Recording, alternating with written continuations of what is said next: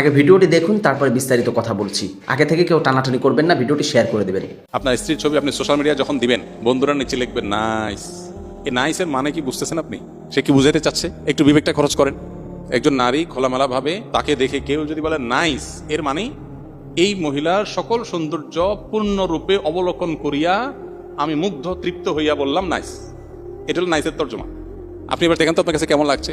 নিজের পরিবারের মেয়েদের খোলামেলা পোশাকে সোশ্যাল মিডিয়াতে হোক, অফলাইনে হোক, মানুষের সামনে উপস্থাপন করার পর যারা দেখে, তারা দেখার পর তাদের মনোজগতে যে চিন্তার উদ্রেক হওয়ার কথা, সেটা আমাদের সবার জানা।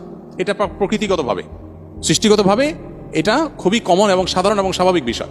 আপনি কিন্তু জানেন। কিভাবে জানেন? কারণ আপনি নিজে কি করেন, বা আপনার এরকম সিচুয়েশনে আপনার মানসিকতার অবস্থা কি হয় আপনি চিন্তা করেন, তাহলে আপনার ফ্যামিলি মেয়েদের ব্যাপারে একই কথা হয়। যেগুলো মানুষ মনে মনে চিন্তা করে, এগুলো তো মুখে বলতো আপনি জুতা নিয়ে দৌড়াতেন, কিন্তু আপনি বুঝো না বুঝার ভান করছেন। শরীয়ত কেন পর্দার বিধান দিয়েছে? আপনি নিজেকে খুব উদার, খুব ব্রড, খুব আপনি একেবারে অনেক স্মার্ট, আধুনিক বানাচ্ছেন। আপনি তো আসলে সেকেলে আপনার পরিবারের মেয়েদের মানুষের সামনে তাদের সৌন্দর্য উপস্থাপন করার মধ্য দিয়ে মানুষের কাছে যে বাজেভাবে তাদের উপস্থাপন করছেন, তাদের যে অপমান করছেন, এটা আপনি বোঝারও চেষ্টা করছেন। শত শত পুরুষ দেখছে, মানলাম কেউ হয়তো অন্ধ, চোখে জ্যোতি কম, দেখেই নেবে ছাড়া।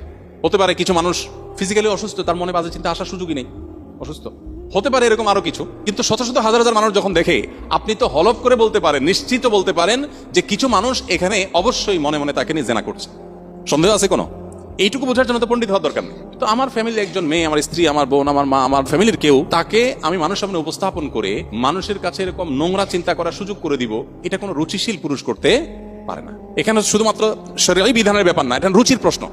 এই জিনিসটা আমরা অনেকে বোঝার চেষ্টা করি না। তো সোশ্যাল মিডিয়াতে আপনি যদি ছবি দেন ঈদকে কেন্দ্র করে, তাহলে সেক্ষেত্রে এই বিষয়গুলো মাথায় রাখা, যে হালাল হারাম, পর্দার বিধিবিধানগুলো আমি কি করছি কিনা, সবকিছু প্রকাশ করার জিনিস না। যখনই রেস্ট্রিকশনের কথা আসে, শরীয়তের বিধিনিষেধের কথা আসে, আমরা মনে করি যে হুজুররা অনেক টাইট।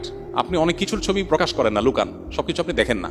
আপনিও যথেষ্ট কনজারভেটিভ অনেক ইস্যুতে, কিন্তু আল্লাহর বিধিবিধানের ভিত্তিতে যে ব্যক্তি নিজেকে নিয়ন্ত্রণ করে, আপনি তাকে নিয়ে বাজে কথা বলেন, তাকে নিয়ে আপনার মনে হয় সে অনেক কনজাস্টেড, সে অনেক সংকীর্ণ, আপনি মনে অনেক উদার। মূলত আপনি উদার না, আপনি উদাসীন। আপনি উদার না, আপনি আসলে উদাসীন। এই জন্য বিষয়গুলো খেয়াল রাখতে হবে। এমনিতে বাচ্চারা, ছেলেরা ঈদের আনন্দের প্রকাশ হিসাবে যদি ফটোগ্রাফিক ছবি তুলে সোশ্যাল মিডিয়াতে যায়, সেখানে হারাম কিছু না থাকে, প্রিন্টেড যেহেতু না, তো এটা নাজায়েজ না।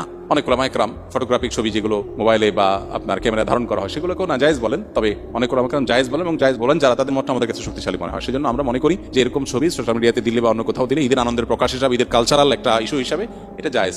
তবে এখানে জামাই বউ একসাথে ঈদের জামা কাপড় পরে ছবি তুলে সোশ্যাল মিডিয়া দিয়ে দিলেন আর বললেন দোস্তরা ঈদ মুবারক, দোস্ত তো বানাচ্ছেন 5,000 ফেসবুকে।